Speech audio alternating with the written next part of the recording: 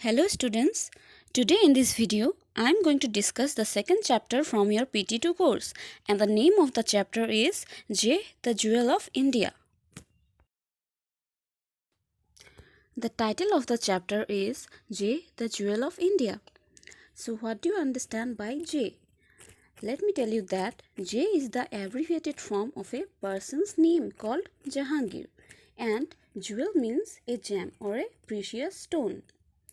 Sometimes the word jewel is used to refer to a person who is highly valued or prestigious. So, who is this J or Jahangir and why is he called the Jewel of India? Well, we'll get to know about this person while discussing the chapter. First of all, I'll give a brief overview of the chapter and about this person named J or Jahangir. Then I'll move to the text and explain line by line. The chapter J, the Jewel of India is given in the form of a passage. This passage is divided in three small fragments describing about only one man, that is Jahangir Ratanji Dadabhai Tata, or in short JRD Tata. So who is this JRD Tata? JRD Tata was an Indian aviator or pilot and chairman of the famous Tata Group of Industries. His full name was Jahangir Ratanji Dadabhai Tata. He was born on 29 July 1904 and died on 29 November 1993. J.R.D. Tata was the first Indian to be granted a commercial pilot's license at the age of 25. J.R.D. Tata's contributions took India towards modernization. In this passage, first we will get to know about J.R.D. Tata as an aviator, then as a nation builder, and then as a man or an individual. So students, let's reading the chapter now. Listen very carefully, try to understand and also note down the important word meanings. You can see here the first part of the passage is given with the heading The Aviator. Aviator means a pilot. So, in this part, we will get to know about JRD as an aviator or a pilot and also about his achievements and contributions as a pilot. In 1930, a tiny puss moth with a single engine droned over the arid expanse of Iraq at about 90 miles an hour. The pilot was a young man of 26 who was flying without a radio, without landing aids, and without any instruments except for an altimeter, a speedometer, and a compass. In the distance rose large bluish mountains. He pressed forward in that little plane to reach beyond the last blue mountain.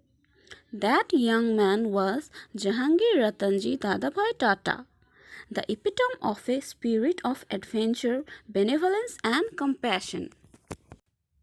Write down the important word meanings from this paragraph. Tiny means very small. Puss moth is an aircraft. Droned means made a continuous low noise. Arid means very dry. Expanse means a wide expandable area. Aid means to support or to help. Altimeter is an apparatus or a device for measuring altitude. Altitude means the absolute height of a location. Speedometer is a device that measures the current speed of a vehicle. Compass is a magnetic device used to determine the cardinal directions. Rose is the past tense form of the verb rise, which means to appear or to move. Bluish means similar to the color blue. Epitome means symbol. Benevolence means kind or disposition or tendency to do good. Compassion means pity or mercy, or we can say deep awareness of the suffering of another.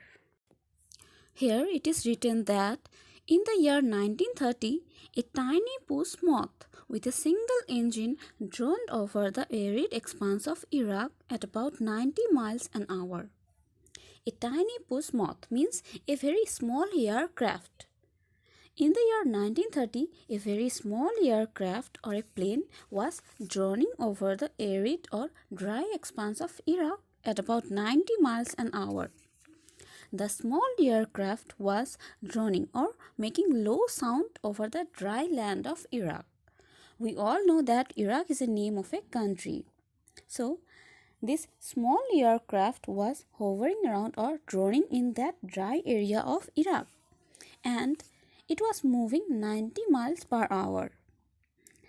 The pilot was a young man of 26 who was flying without a radio, without landing aids, and without any instruments except for an altimeter, a speedometer, and a compass. So, the pilot who was flying that tiny puss moth or the small aircraft was a young man of 26 years old, and he was flying the plane without a radio, without any landing aids or any other instruments. He only had an altimeter, a speedometer, and a compass. In the distance rose large bluish mountains. He pressed forward in that little plane to reach beyond the last blue mountain. Rose means to appear. So, in the distance appeared large bluish mountains, means the pilot could see large bluish mountains from that little plane. He pressed forward means he moved forward in that little plane to reach beyond the last blue mountain. That young man was Jahangir Ratanji Dadabhai Tata, the epitome of a spirit of adventure, benevolence, and compassion. So, who was that young pilot? It was Jahangir Ratanji Dadabhai Tata. He was the epitome or symbol of a spirit which is full of adventure, benevolence, and compassion. Means he had an adventurous spirit and the urge to do good for others. He was also compassionate and merciful. JRD, as he was fondly called, was born in Paris in 1904 to R.D. Tata and his French wife Sonie. As an adolescent, he loved flying. He had grown up in France watching the famous aviator Louis Brailleau's early flights and had taken a joyride in an aeroplane as a 15-year-old. That was the beginning of a lifelong fascination for flying. In 1929, at the age of 25, JRD became the first Indian to be granted a commercial pilot's license, of which he said, "No other document has given me greater thrill than that little blue and gold certificate." In 1932, he started an airmail service connecting Bombay, Ahmedabad, and Karachi. JRD was beginning to see his dream unfold. Fondly means affectionately or in a tender manner. Adolescent means teenager. Fascination means attraction. Thrill means pleasure or excitement. Unfold means to happen or to turn out. JRD, as he was fondly called. So, here we get to know that the young pilot Jahangir Ratanji Dadabhai Tata was fondly or affectionately called as JRD. The short form of his name was JRD. JRD was born in Paris in the year 1904 to R.D. Tata and his French wife Sonie. His French wife means R.D. Tata's wife. She was from the country France, so she has been called here as French. Just like the people living in India are called Indian, so the people living in France are called French. So JRD was born in Paris in 1904. His father's name was R.D. Tata and his mother's name was Sonie. As an adolescent or as a teenager, JRD loved flying. He had grown up in France watching the famous aviator Louis Brailleau's early flights and had taken a joyride in an aeroplane as a 15-year-old. JRD was born in Paris, but he had grown up in France, watching the famous aviator or pilot Louis Brailleau's early flights. means he got inspired from the famous pilot. JRD also took a joyride. Joyride means a ride with joy and happiness. So JRD also took a joyride in an airplane at what age? At the age of 15 years. That was the beginning of a lifelong fascination for flying. So, what the beginning or what inspired JRD to develop an interest for flying? Firstly, it was the famous pilot Louis Braillard and whose early flights inspired JRD. And then his first ride in an aeroplane at the age 15, which had given him extreme joy. And these things marked the beginning of a lifelong fascination or attraction or interest for flying in the mind of JRD. In 1929, at the age of 25, JRD became the first Indian to be granted a commercial pilot's license, of which he said, "No other document has given me greater thrill than that little blue and gold certificate." So, in the year 1929, when JRD was just 25 years old, he became the first Indian to be granted a commercial pilot's license. Means he got the commercial pilot's license and he was the first Indian to get such a certificate. That JRD said, no other document had given him greater thrill or pleasure than that little blue and gold certificate. The color of the certificate was blue and gold, and this little certificate had given him extreme joy and pleasure. This was a great achievement for JRD to get a commercial pilot's license as a first Indian. In 1932, he started an airmail service connecting Bombay, Ahmedabad and Karachi. JRD was beginning to see his dream unfold. After getting the license, JRD started an airmail service connecting Bombay, Ahmedabad and Karachi. And all these things for JRD were like a dream coming true. In 1932, Tata Aviation Service, the forerunner of Air India, took to the skies. The first flight in the history of Indian aviation lifted off from Drake Road in Karachi with JRD at the controls of a push moth. JRD nurtured his airline up to 1953 when the government of Jawaharlal Nehru nationalized Air India. It was a decision which saddened him. Nevertheless, he continued as a very dedicated chairman to the company. Air India was never just a job for JRD. It was a labor of love. He personally supervised every aspect of the airline. Under his stewardship, Air India became an award-winning world-class career. His guiding principle and work ethic was always aim at perfection, for only then will you achieve excellence. JRD believed that trifles make perfection, but perfection was no trifle.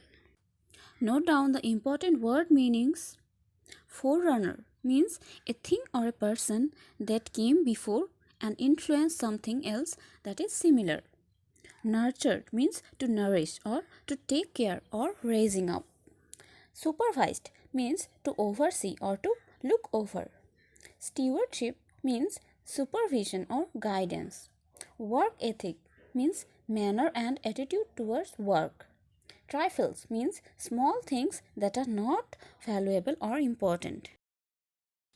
In 1932, Tata Aviation Service, the forerunner of Air India. We all know about Air India flights. So, this Air India was earlier known as Tata Aviation Service, or so to say, Tata Aviation Service was the forerunner of Air India. Means first it was named as Tata Aviation Service and then it became Air India. JRD Tata renamed Tata Aviation Service as Air India in 1946.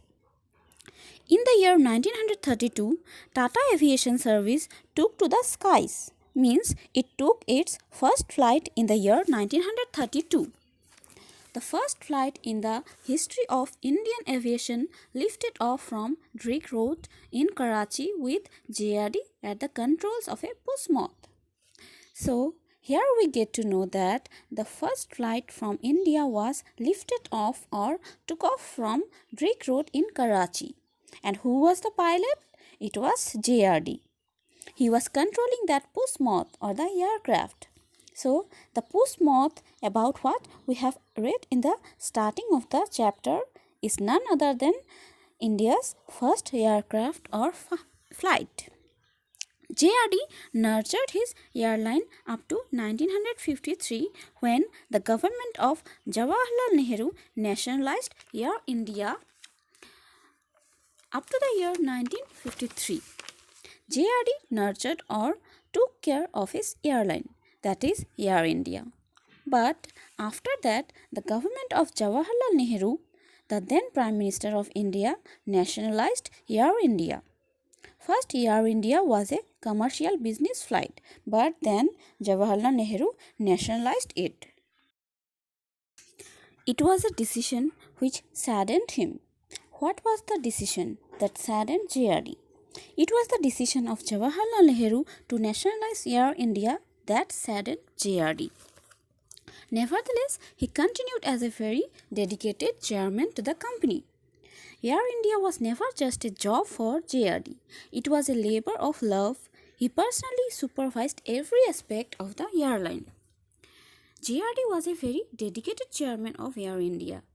It was not only a job for him, but also a labor of love. He himself supervised or observed every aspect of the airline. Under his stewardship or under his guidance, Air India became an award-winning world-class carrier. His guiding principle and work ethic was always aim at the perfection, for only then will you achieve excellence. JRD believed that trifles make perfection, but perfection was no trifle. So, what was the principle and work ethic that JRD followed? It was that we should always aim at perfection, means we should try to be perfect and then only we can achieve excellence. JRD believed that trifle means small things make perfection, but to be perfect is not a small thing.